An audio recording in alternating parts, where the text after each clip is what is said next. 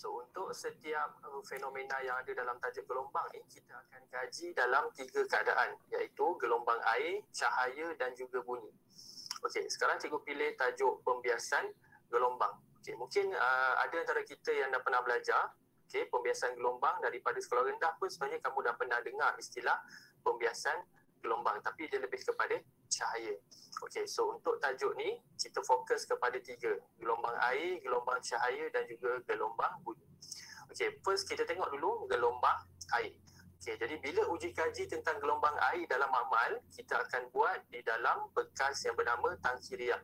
Okey, tangki riak adalah alat untuk mengkaji fenomena-fenomena yang berlaku kepada gelombang air. Contohnya pantulan gelombang, pembiasan, pembelauan dan juga interference. Okey, so kita tengok dulu pembiasan gelombang. Okey, kalau tengok pada takrifan pembiasan ni, dia adalah fenomena yang berlaku apabila gelombang merambat melalui kawasan yang berbeza ataupun melalui medium yang berbeza, sama ada ketumpatan ataupun kedalaman. Okey, suka cikgu nak tekankan kat sini, pembiasan yang biasa kita pakai sebelum ni adalah cahaya.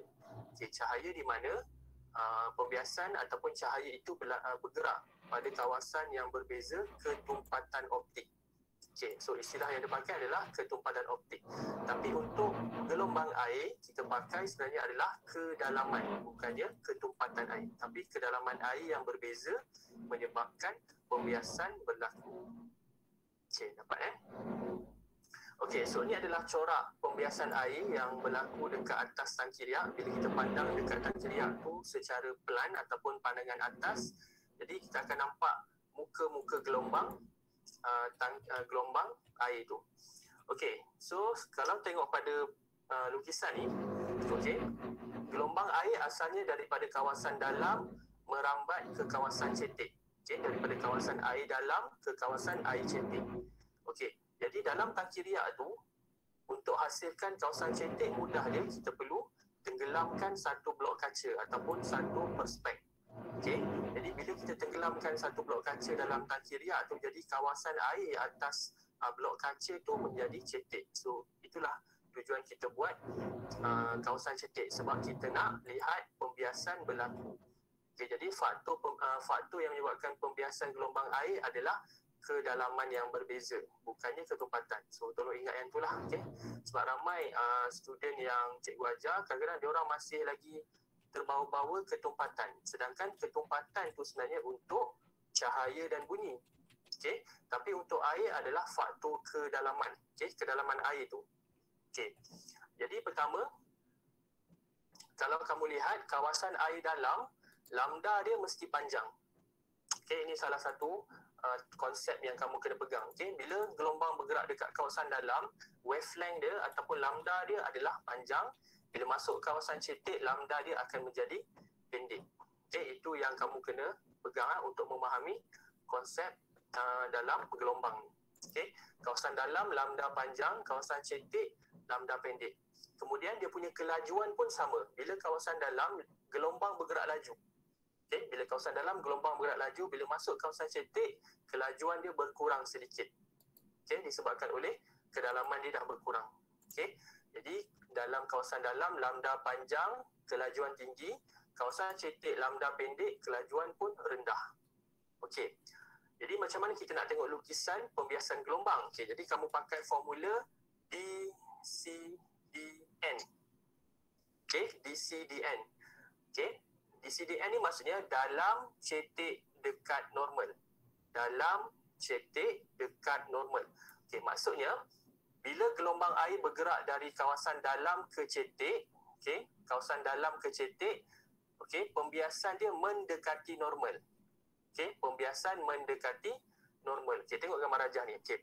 So warna hijau ni adalah gelombang bergerak, okey, gelombang asal daripada kiri, okey, bergerak bila sampai masuk ke kawasan cetek, nampak?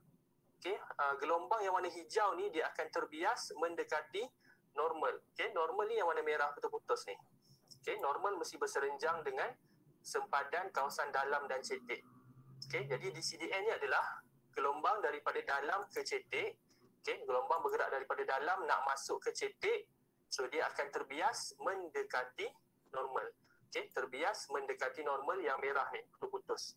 Jadi pakailah formula DCDN. Okay, DCDN ni khas untuk pembiasan air je. Okay, dalam cetek dekat normal. Okay, faham Jadi macam mana pula kalau gelombang air tu bergerak daripada cetek ke dalam. Jadi kalau cetek ke dalam, terbalikkan sajalah. Cetek dalam dia akan menjauhi normal. Lukisan tu kita nampak mesti menjauhi garis normal. Okay, jadi hafal satu je DCDN. Jadi kalau cetek ke dalam dekat normal, dalam ke cetek dekat normal, cetek ke dalam menjauhi normal. Okay, dapat untuk gelombang air, faktornya adalah perbezaan kedalaman air. Okay, contoh aplikasinya mudah saja. Okay, iaitu ombak daripada laut menuju ke pantai. Okay, jadi kita tahu bila laut menuju ke pantai itu kedalamannya semakin berkurang. Dekat laut kedalaman dia kedalaman air dalam. So bila ombak tu menghampiri pantai, kedalaman laut makin berkurang. Jadi pembiasan berlaku dekat laut. Okay, itu lebih kepada tanjung dan juga teluk. Okay, nanti kamu boleh tengok kat rujukan lah. Okay, tanjung dan juga teluk. Okay, maksudnya gelombang tu banyak terbias ke tanjung. Dekat teluk tu kurang. Jadi sebab itulah dekat teluk ni biasanya dibuat kawasan peranginan kerana ombaknya tak sekuat dekat tanjung. Okay, dekat tanjung ombak dia kuat sebab banyak ombak ataupun terbias. Okay, gelombang air tu terbias menuju ke tanjung. Jadi dekat tanjung ni tak sesuai lah untuk kita buat kawasan peranginan lah kerana ombaknya kuat. Okay, itu aplikasi kepada pembiasan gelombang air. Okay, kita tengok pula macam mana pembiasan gelombang cahaya. Okay, yang ni Cikgu Rakir, cikgu rasa ramai yang dah mahir lah sebab kamu dah pernah belajar waktu sains dan juga waktu fizik tingkatan 4, tajuk cahaya. Okey, tengok yang cikgu ulang balik. Okey, untuk yang pertama, bila gelombang cahaya bergerak daripada kawasan tumpat, kawasan kurang tumpat ke tumpat, okey, gelombang daripada kurang tumpat ke tumpat. Contohnya kurang tumpat ni adalah kita ambil paling senang udara. Okey, tumpat ni air. Bila gelombang bergerak daripada udara masuk ke dalam air, iaitu kawasan yang lebih tumpat air ni, jadi gelombang ni terbias mendekati normal. Gelombang terbias mendekati normal. Okey, kelajuan gelombang juga akan berkurang. Mula cahaya ni laju, cahaya laju bila masuk dalam air, cahaya dia jadi, kelajuan dia jadi perlahan. Okey, bila masuk kawasan tumpat. Okey, macam mana pula kalau cahaya daripada air keluar ke udara? Okay, cahaya daripada air keluar ke udara maksudnya daripada kawasan tumpat ke kurang tumpat, so dia akan terbias menjauhi normal. Okay, terbias menjauhi normal. So dekat sinilah sudut tuju, dekat sini sudut biasan. Okay, sini sudut tuju, sini sudut biasan. Okay, suka cikgu tekankan sudut tuju dengan sudut biasan ni mesti dikira daripada garis normal sehinggalah sinar tuju. Garis normal sampai sinar biasan. Okay, bukannya ambil sudut yang bawah ni. Biasa soalan akan kelirukan kita dengan bagi sudut kat bawah ni ataupun kat sini. Jadi dia mesti daripada garis normal sampailah sinar tu. Okay, garis normal sampai sinar tuju, garis normal sampai sinar biasan. Itulah pengiraan sudut tuju dan sudut biasan. Okey, cahaya cikgu rasa okey, ramai yang okey, tak ada masalah. Okey, kita tengok pula gelombang yang ketiga iaitu gelombang bunyi, sound wave. Okey, contoh situasi dekat sini adalah okey, ada seorang kawan, okay, dia berada dekat satu tempat tinggi, bangunan tinggi lebih kurang dalam 5 tingkat macam tu, okay, ataupun 10 tingkat. Okay, dia nak panggil kawan dia berada dekat ground floor, bawah sekali. Okay, so dia peristiwa ni berlaku pada waktu siang, okay, pada waktu panas lah, okay, waktu matahari tengah terik. Okay, jadi bila matahari terik ni, okay, lapisan udara dekat paling bawah ni akan menjadi udaranya panas sedikit. Okay, kenapa panas? Kerana bila matahari terik, jalan ataupun tanah dekat kawasan ini akan mengeluarkan haba. Jadi udara yang berhampiran dengan tanah akan menjadi panas sedikit.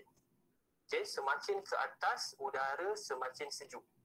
Okay, dari dia punya suhu udara makin sejuk. Okay, faham kenapa udara panas kat bawah? Sebab dekat dengan permukaan jalan yang panas pada waktu siang. Okay, mesti waktu matahari terik lah. Okey, jadi apa kaitannya? Okey, jadi bila udara panas, ketumpatan udara adalah rendah. Ini satu konsep yang kamu kena pegang, iaitu udara panas, density dia, ketumpatan udara pada waktu tu adalah rendah. Manakala udara sejuk pula, ketumpatannya adalah lebih tinggi. Okey, jadi udara panas, ketumpatan rendah, udara sejuk, ketumpatan tinggi. Jadi faktor ketumpatan lah yang menyebabkan gelombang bunyi terbias. Okey, gelombang bunyi terbias disebabkan oleh faktor ketumpatan udara. Okey, jadi kalau kita lihat bila kawan dia panggil ni, kawan dia menjerit ataupun panggil nama dia, dia akan keluarkan gelombang bunyi, sound wave. Okey, jadi bunyi bergerak daripada kawasan satu ke dua. Okey, kita compare layer by layer. Okey, kita bandingkan lapisan demi lapisan. Okey, satu dengan dua, kalau kita lihat satu dengan dua, lapisan udara pertama lebih tumpat berbanding dua, sebab satu dengan dua, satu lagi sejuk, dua ni kurang sejuk. Okey, dua dengan tiga, dua lagi sejuk, tiga kurang sejuk. Sebab daripada bawah panas, makin ke atas makin sejuk. Jadi lapisan satu dengan dua, lapisan satu lagi tumpat, dua kurang tumpat. Jadi daripada tumpat ke kurang tumpat, bunyi terbias menjauhi normal. Nampak? Bunyi terbias menjauhi normal, nampak? So biru tu turun, lepas tu dia terbias menjauhi normal, dia ke kanan sikit. Okay, jadi cara alfa dia boleh sama macam cahaya. Okay, daripada tumpat ke kurang tumpat, terbias menjauhi normal. Sama juga, bunyi bergerak daripada tumpat ke kurang tumpat, terbias menjauhi normal. Jadi sama juga, 2 dengan 3 pun terbias menjauhi normal, 3 dengan 4 pun gelombang bunyi terbias menjauhi normal. Jadi apa kesan dia? Kesan dia, kawan dia dekat bawah ni tak dapat dengar dengan jelas apa yang kawan dekat atas ni panggil, kerana suara dia tu terbias menjauhi normal, menjauhi kawan dia ni. Okay, jadi suara dia tu terbias ke sanalah, ke kanan. Jadi tak dapat dengar dengan jelas pada waktu siang. Okay, pada waktu malam terbalik. Pada waktu malam gelombang bunyi daripada atas terus menuju ke bawah kerana dia mendekati normal. Jadi kawan dia waktu malam senanglah dengar. Okay, ini memang betul mungkin kita tak perasan lah.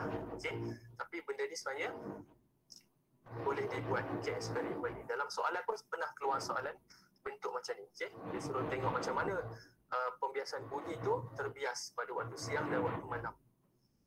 Okay, jadi itu saja untuk video tentang pembiasan. Okay, ada soalan tak?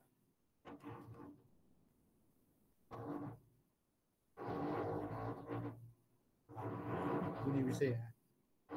Ada soalan? Ada? Okey, kalau tak ada soalan, saya nak ulas sikit.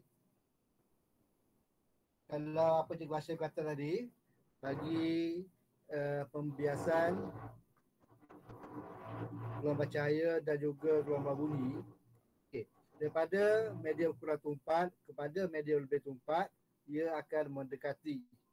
Bagi kes cahaya, ia akan mendekati garis normal. Okay, begitu juga bagi kes gelombang bunyi. Gelombang bunyi daripada kurang tumpat ke lebih tumpat. Okey, gelombang bunyi daripada lebih tumpat kepada kurang tumpat dia akan menjauhi, dan sebaliknya daripada lebih tumpat okey, daripada kurang tumpat ke lebih tumpat dia akan mendekati. Okay. Untuk mudah ingat, awak anggapkan kurang tumpat ni miskin. Ini dalam untuk mudah kita ingat lah. Kalau tumpat, kaya. Dalam dompet duit, tumpat duit, banyak duit. Untuk kaya. Yang miskin pula, dalam beg duit, kosong je. Tak tumpat duit. Okay. Kalau kita bergerak daripada kurang tumpat kepada tumpat, daripada miskin tiba-tiba jadi kaya. Miskin tiba-tiba jadi kaya. Okay, dalam kehidupan seharian, ramai orang akan menghampiri kita. Yang dulu tak kenal pun tiba-tiba mengaku kawan baik. Sebab dapat dulu miskin, tiba-tiba jadi kaya, orang akan mendekati kita. Jadi kurang tumpat kepada tumpat mendekati garis normal. Okey, kemudian tumpat ke kurang tumpat. Kaya tiba-tiba miskin. Ramai orang akan menjauhi kita. Ini keadaan normal. Biasa dalam kehidupan seharian. Kalau kita kaya, tiba-tiba jatuh miskin, bankrupt, ramai yang akan menjauhi. Boleh buat analogi supaya mudah ingat. Bagi contoh katakan Datuk Wida. Kamu kenal Datuk Wida kan? Ada tak kenal Tok Vida? Tok Vida kawan belajar sama masa di SM. Pada waktu dia di SM, tak ramai kenal sangat dia. Dia pun selekeh. Waktu tu dia bisnes jual tudung dia. Tapi tiba-tiba sekali jadi kaya. Bila jadi kaya, ramai kawan-kawan mengaku kawan dia. Buat apa, reunion pun jemput dia. Tapi kalau dia miskin, rasa buat orang buat tak tahu je. Tapi bila dia kaya, daripada dulu miskin, dia berkaya, ramai orang akan mendekati. Okay, ini supaya mudah ingat. Boleh ya? Okay, ni recap balik tajuk perbiasan sebelum ni. Okay, untuk hari ni kita akan lihat satu subtopik baru, iaitu pembelauan gelombang.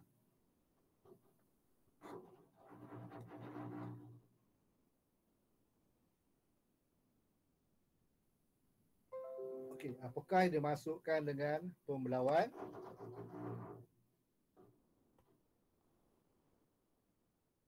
Kita lihat dulu fenomena pembelauan. Okey, muka gelombang air laut berubah. Sana besar.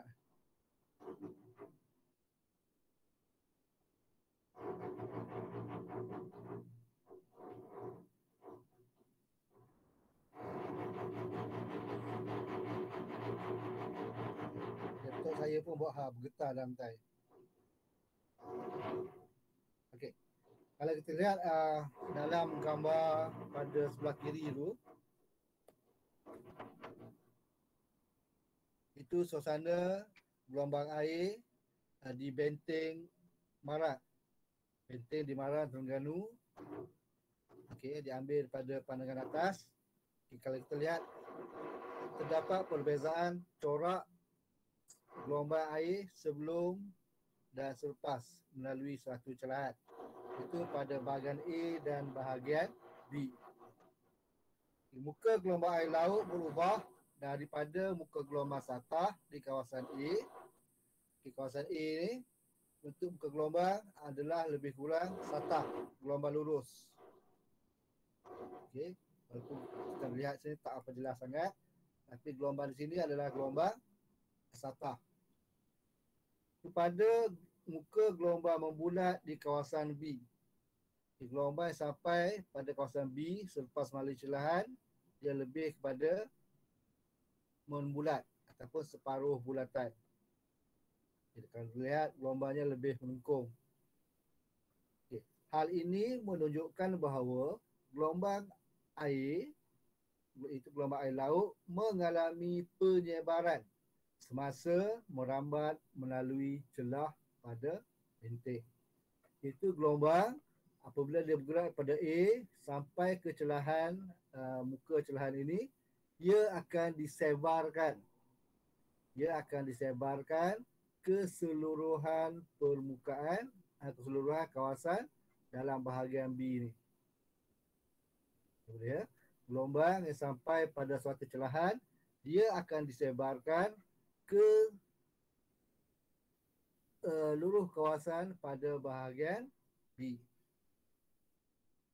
Jadi konsep asas yang saya nak ingat kat sini, gelombang akan disebarkan ke kawasan yang lebih luas selepas ia melalui suatu celahan.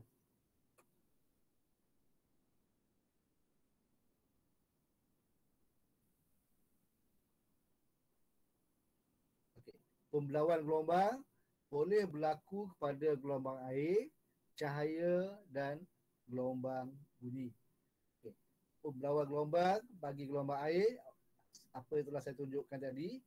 Kemudian kepada gelombang cahaya, okey, untuk pembelauan gelombang cahaya, katakan pada waktu malam, awak tutup lampu ruang tamu, kemudian nak buka lampu bilik dan buka pintu sikit.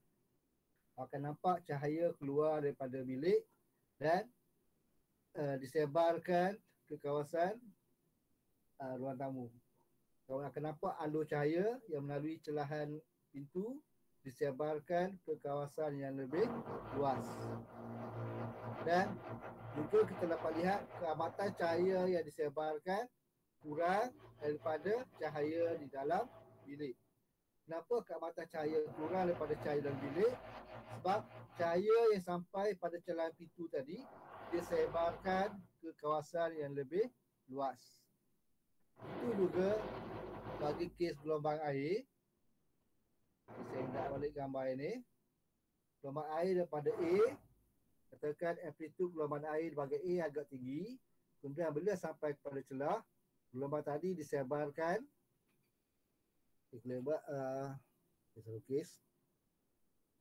Gelombang disebarkan ke kawasan-kawasan saya tandakan dan bentuk gelombang lebih lengkung. Apabila gelombang disebarkan ke kawasan yang lebih luas, amplitude yang pada awalnya tinggi, katakan ini amplitude semasa dia sampai ke celahan, kemudian selepas disebarkan amplitudenya menjadi lebih kecil. Kenapa amplitude lebih kecil? Sebab tenaga disebarkan ke kawasan yang lebih luas. Jadi bila amplitude kecil, kawasan air ataupun ombak yang dihasilkan selepas melalui tebing ini lebih tenang.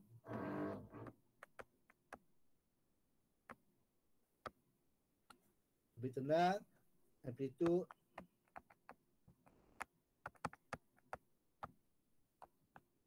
kecil dan tenaga juga kecil. Jadi bila air tenang, amplitude kecil, tenaga dibawa oleh gelombang kecil, jadi kawasan ini air dia lebih tenang dan kurang hakisan yang dihasilkan oleh ombak dan sesuai untuk dijadikan kawasan peranginan. Itu sebab kenapa benteng-benteng dibina di kawasan-kawasan tertentu. Okey, kemudian bagi kes gelombang bunyi, katakan jika kita berada di bilik sebelah, kita masih lagi boleh dengar bunyi pada bilik yang bersebelahan jika pintu terbuka. Dapat dengar bunyi dengan lebih jelas sebab gelombang bunyi tadi akan dibiaskan melalui celah-celahan celah pintu. Itu contoh fenomena pembelauan bagi kes gelombang air, gelombang cahaya dan gelombang bunyi. Okay. Pembelauan gelombang, dari segi takrifan, pembelauan gelombang ialah penyebaran gelombang. Term yang mesti ada ialah penyebaran. Soalan ni disoal dalam SPM tahun lepas. Ditanya apa maksud pembelauan. Poin yang mesti ada ialah penyebaran gelombang. Penyebaran gelombang waktu bila? Apabila ia merambat melalui celahan. Merambat melalui celah ataupun halangan. Apabila gelombang merambat melalui satu celahan ataupun halangan ataupun penghalang. Apa yang saya gariskan ini ialah ayat yang mesti ada jika ditanya apakah maksud penyebaran pembelauan gelombang. Saya ulang balik. Pembelauan gelombang ialah penyebaran gelombang apabila gelombang itu merambat melalui suatu celahan ataupun suatu halangan.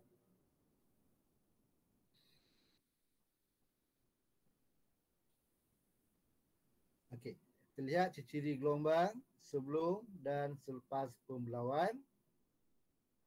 Okey, bagi kes gelombang yang mengalami fenomena pembelauan, panjang gelombang tidak berubah. Kalau kita recap balik sebelum ni, pembiasan daripada kawasan dalam ke kawasan cetek, panjang gelombang semakin berkurang. Tapi frekuensi sama.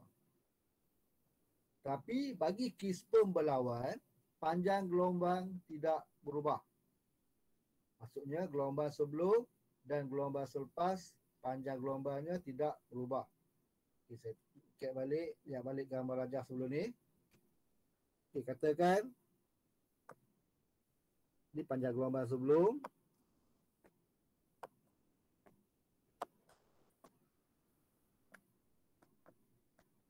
Okay, ini nilai lambda panjang gelombang sebelum dan selepas pembelauan.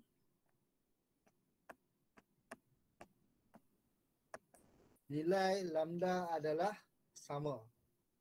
Jadi jika dalam exam, jika kamu diminta melukis gelombang yang mengalami fenomena pembelauan, panjang gelombang adalah dilukis dengan jarak yang sama.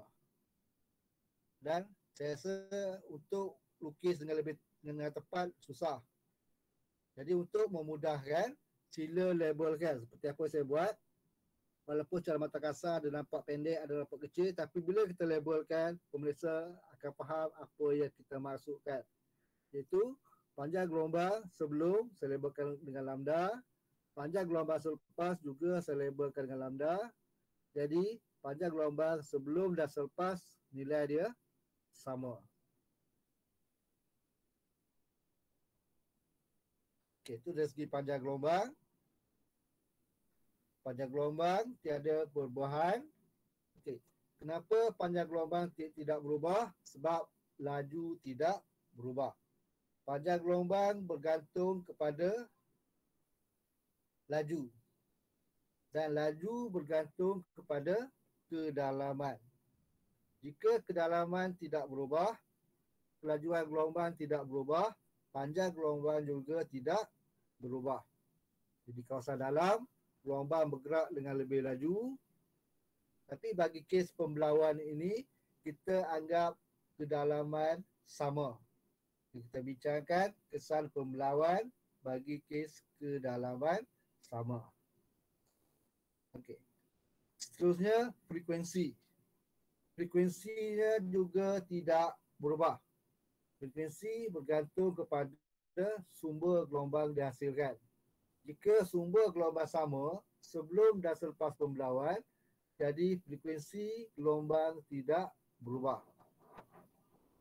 Okey, kemudian laju, seperti saya katakan tadi, kita anggap kedalaman adalah sama, maka tiada perubahan bagi laju. Iaitu tiada perubahan medium sebelum dan selepas pembelauan. Kita anggap di sini kedalaman adalah sama. Okey, kemudian amplitude. Sebelum pembelauan amplitude tinggi, selepas pembelauan amplitude gelombang semakin kecil. Kerana, okey, reason kenapa amplitude lebih kecil?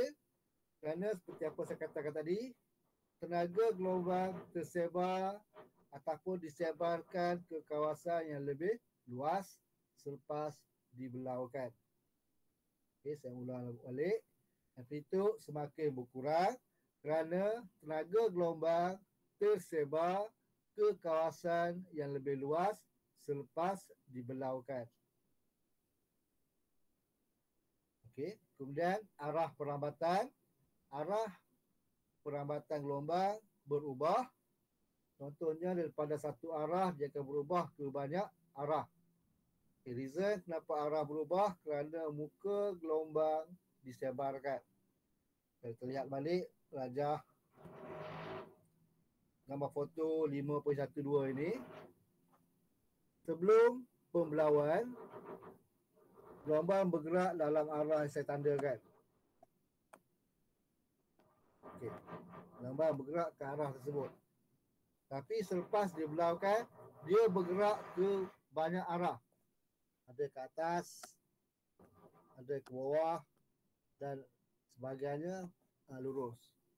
Kerana gelombang tadi disebarkan ke kawasan yang lebih luas. Jadi idea saya nak awak ingat kat sini, selepas pembelauan, gelombang disebarkan ke kawasan yang lebih luas. Apabila disebarkan, amplitudenya menjadi semakin kecil. Apabila amplitude kecil, tenaga yang dibawa oleh gelombang semakin kecil.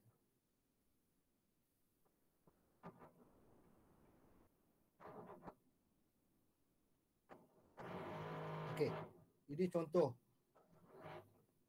corak berlawan gelombang air. Okey, ni boleh rujuk balik dalam buku teks awak, darjah 5.49. Okey, gelombang sebelum gelombang 7, katakan ini adalah lambda, panjang gelombangnya. Selepas ia melalui satu celahan, ia akan disebarkan ke pelbagai arah seperti ditandakan oleh arah panah berwarna merah. Tetapi panjang gelombang sebelum dan selepas nilainya tetap sama. Yang berubah hanyalah arah perambatan, tapi panjang gelombang adalah sama sebab kedalaman air sama. Okay. Kemudian rajah 5.50, corak berlawan gelombang bunyi. Contohnya katakan kita letak satu speaker pada sebelah bangunan, kita masih boleh dengar bunyi dihasilkan oleh speaker tersebut sebab gelombang dibelaukan.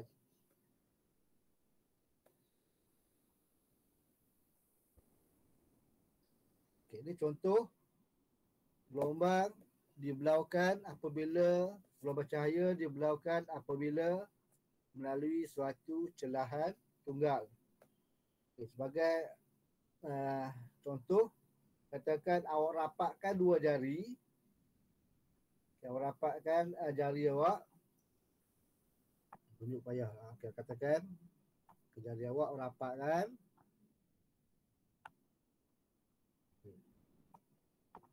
Okay, rapatlah. Okay, rapatkan lima jari awak tu. Kemudian awak halakan ke lampu. Dan kemudian awak lihat cahaya lampu melalui celahan yang terasa di antara jari-jari awak. Awak akan dapat corak lebih kurang macam ni. Ini awak boleh praktis. Nak tunjuk ni pun susah sekarang ni. Awak cuba buat, awak rapatkan jari ataupun rapatkan dua jari. Katakan ni jari awak, rapatkan dua jari. Kemudian awak lihat, awak halakan ke arah lampu. Katakan ni lampu. Dan awak lihat melalui celahan antara jari awak. Akan dapat jalur cerah dan gelap terasa berselang-seli. Awak boleh nampak. Sebab bila awak rapatkan jari, saya rasa awak boleh lihat ada celahan kecil. Jadi awak lihat cahaya lampu melalui celahan kecil di antara dua jari, awak akan nampak jalur cerah dan gelap yang terasa selang-seli. Itu kesan daripada berlawan gelombang cahaya. Okey, kemudian kalau guna kamera lubang jarum, okey, ini belajar dalam sains tingkatan 3 ataupun sekolah rendah, sekolah menengah, menengah rendah. Yang nampak corak cerah dan gelap berselang-seli disebabkan kamera lubang jarum corak menghasilkan dalam bentuk cincin bulatan.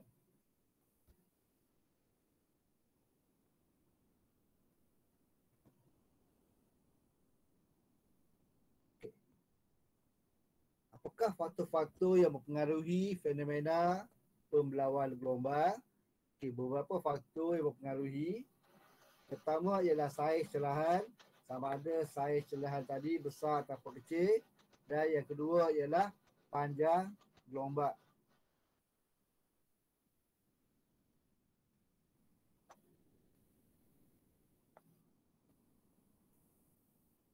Okay.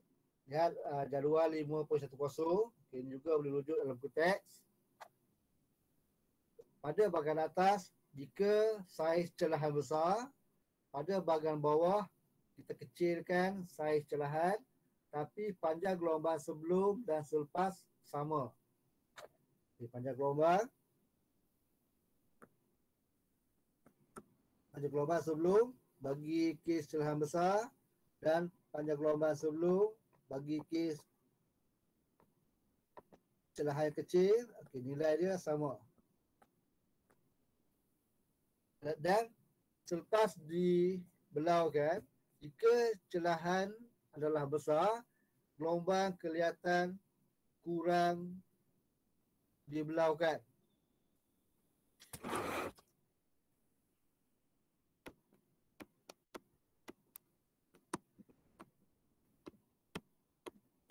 Okay, pembelauan kurang jelas.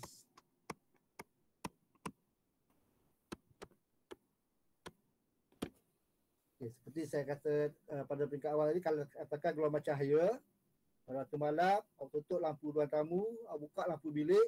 Jika awak buka lampu bilik dengan luas, awak nampak kurang kesan pembelauan. Tapi kalau awak buka lampu bilik sikit je, kita akan dapati bahawa pembelauan lebih jelas. Jadi bagi kes di bawah ni, jika celahan kecil, pembelauan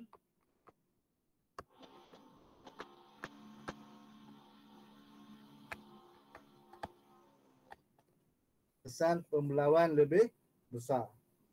Dan bagi kedua-dua kes, panjang gelombang adalah sama.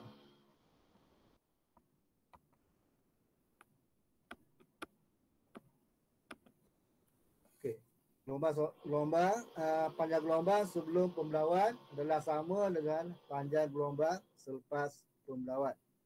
Jadi kalau terlihat sini, faktor yang mempengaruhi kesan pembelauan ialah saiz celahan, di mana semakin kecil saiz celahan, semakin besar kesan pembelauan. Okay, corak ni wajib awak ingat. Okay. Kalau saiz celahan ini, kami katakan saiz celahan sebagai A. Jika saiz celahan kecil daripada panjang gelombang, okay, saiz gelombang kecil daripada panjang gelombang, gelombang yang dibelaukan terhasil dalam bentuk bulatan.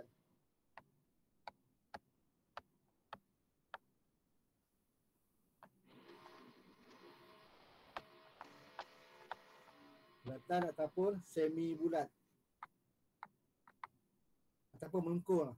Gelombang melengkung akan dihasilkan.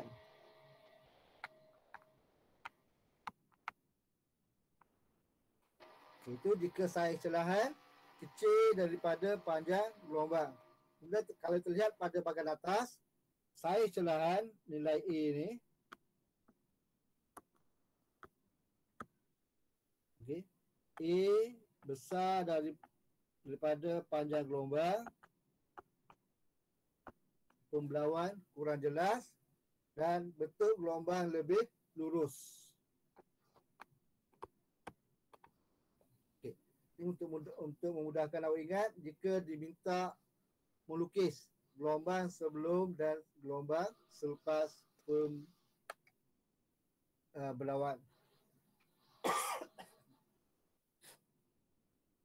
Okay, terlihat faktor kedua.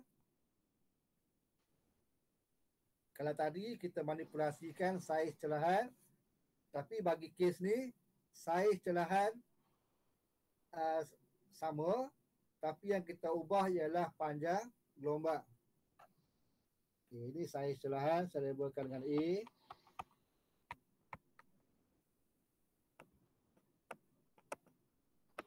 Okay, saiz celahan kecil, tak berubah, tapi yang berubah di sini ialah panjang gelombang.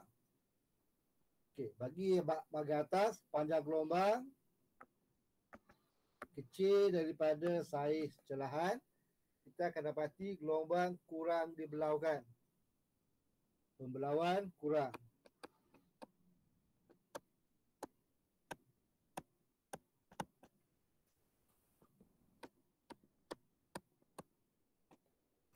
Ataupun gelombang kelihatan lebih lurus. Gelombang tak banyak dibelaukan. Yang dibelaukan hanyalah pada bahagian hujung tepi ni je. Yang bahagian lain, gelombang tak dibelaukan tapi dia pergi terus. Okey, ni dia dibelaukan. Jadi pembelauan kurang jelas. Tapi bagi kes yang di bawah ni, kalau kita lihat, ini adalah panjang gelombang. Panjang gelombang, okay, sebenarnya panjang gelombang besar ataupun lebih kecil.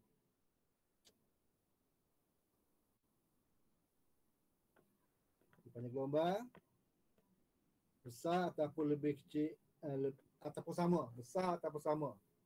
Yang atas ni pun, yang sebelum ni pun kita boleh buat besar ataupun sama.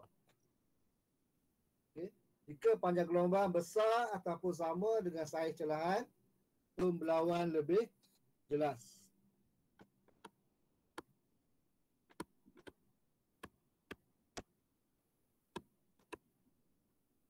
Pembelauan lebih besar ataupun lebih jelas. Jadi, gelombang yang terhasil dalam bentuk melengkung.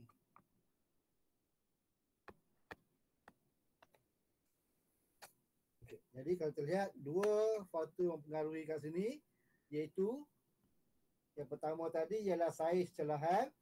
Jika saiz celahan semakin kecil saiz celahan, semakin besar kesan pembelauan. Faktor kedua ialah panjang gelombang.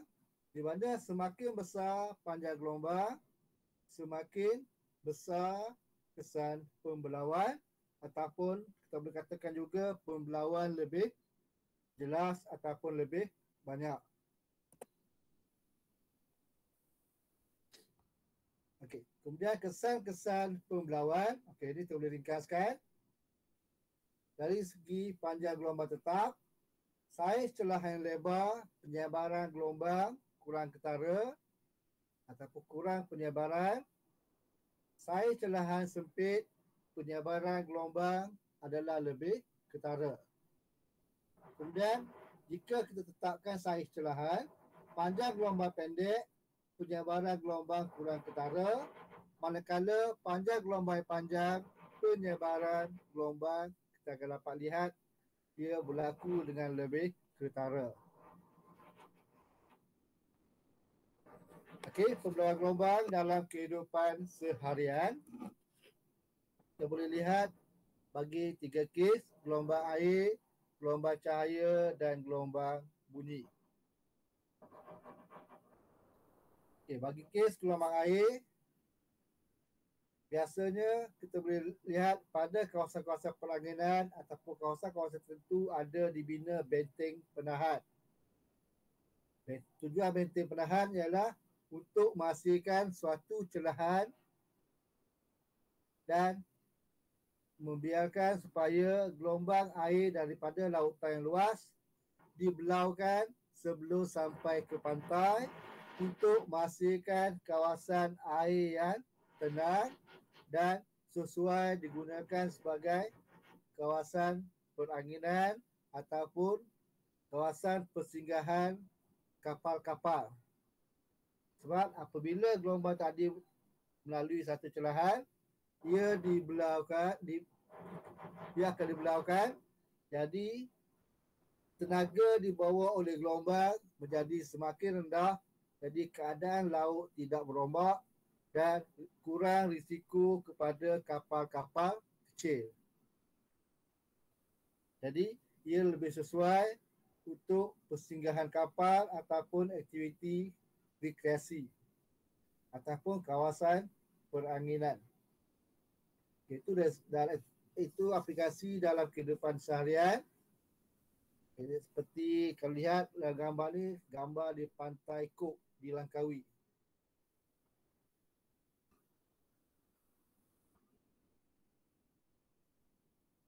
Okey, kemudian gelombang cahaya.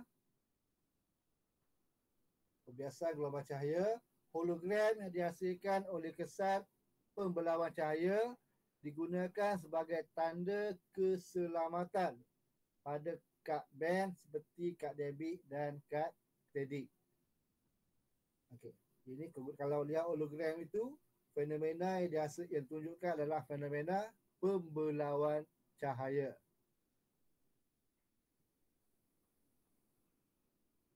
Okay, kemudian gelombang bunyi.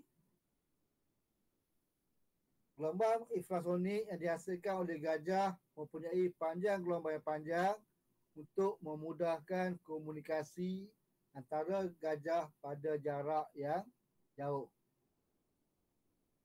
Jadi gajah dia boleh berkomunikasi antara satu sama lain walaupun pada jarak yang lebih jauh kerana gelombang infrasonik yang dihasilkan mempunyai panjang gelombang yang memudahkan ia dibelaukan. Panjang gelombang yang besar, jadi ia mudah dibelaukan, jadi bunyi dapat disebarkan ke kawasan yang lebih jauh.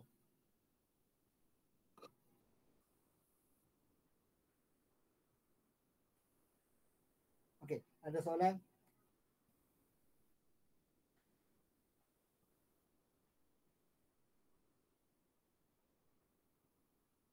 Ada? Ada orang tak ada, senyap je. Okey, kalau tak ada, saya harap lengkapkan modul pada muka surat 132. Lengkapkan apa yang telah saya terangkan tadi. Kemudian, kita lihat eksperimen untuk mengkaji kesan pembelauan.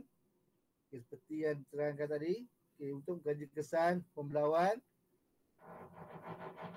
bagi kes fenomena pembiasan pembelauan, kita guna tangki riak. Kita lihat di sini ada digunakan stroboskop.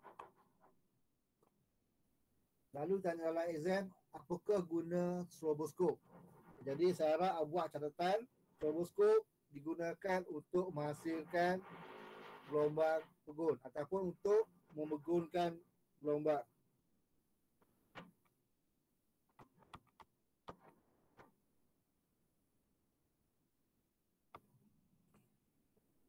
Tulisan untuk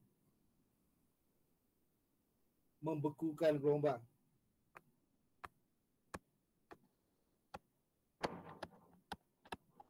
Untuk membekukan pergerakan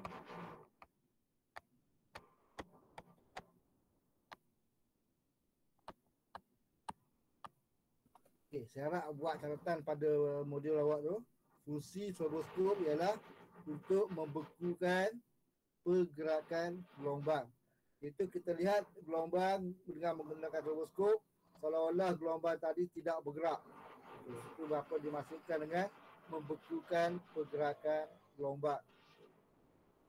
Jadi saya nak baca bagaimana eksperimen ini dilakukan.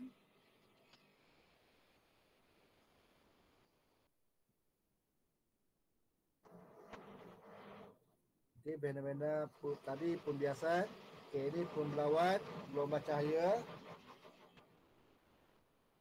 Okey, sebenarnya kita juga boleh awak boleh buat sendiri sebenarnya. Guna laser. Laser banyak dijual kedai RM2. Kedai mamak pun ada jual laser. Kemudian nak buat satu celahan kecil. Kemudian awak halakan cahaya laser melalui celahan dan selepas celah tadi kita letak satu skrin. Kita akan dapat lihat corak yang dihasilkan. Pinggir cerah dan gelap berselang-seli di mana pada bahagian tengah sekali ia merupakan kawasan yang cerah, kemudian di sebelah kiri dan kanan kawasan gelap dan seterusnya kawasan cerah dan gelap secara berselang-seli. Okay, saya nak cuba buat ini sebab laser saya rasa mudah dapat. Dah DIY banyak. Okay, kemudian saya nak baca juga pembelauan dalam kehidupan seharian. Kita lihat soalan latihan.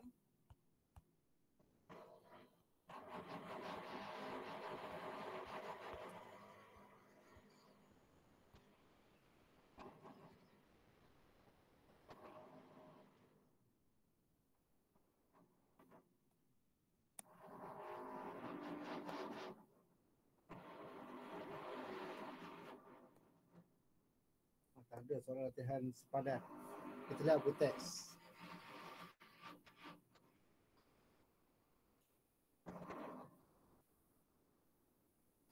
Okay, buku teks latihan formatif 5.4 saya rasa saya dah minta buat. Dah kan? Dah kan belum 5.4? Dah. Jadi kita buat latihan formatif 5.5. 5.5.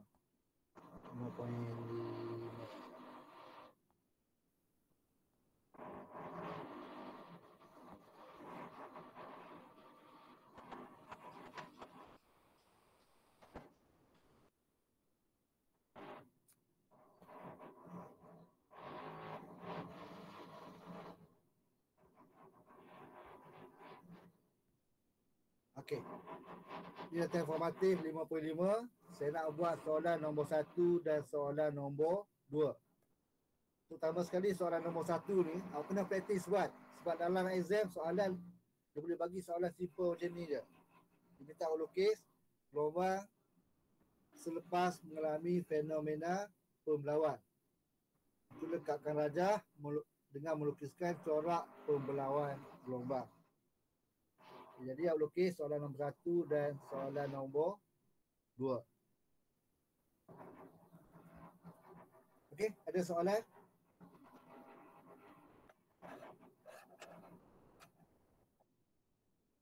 Ada?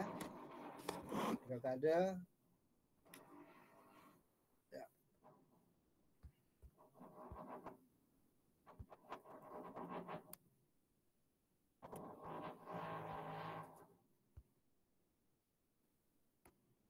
Jika tak ada, saya berhenti kat sini. Dan selain pada kelas saya harap di Kau Free boleh rujuk. Dalam YouTube banyak sebenarnya cikgu-cikgu daripada sekolah yang berlainan membuatkan video PDP untuk menerangkan tajuk-tajuk yang berkaitan dengan fizik dan juga subjek-subjek lain pun sama, banyak video. Jadi jika free, luangkanlah masa untuk lihat PDP yang diajarkan oleh guru-guru lain. Okey, saya ucapkan terima kasih kerana menghadiri kelas pada hari ini. Dan saya sudahi dengan Assalamualaikum dan boleh bersurai. Kita bersedia untuk kelas yang seterusnya.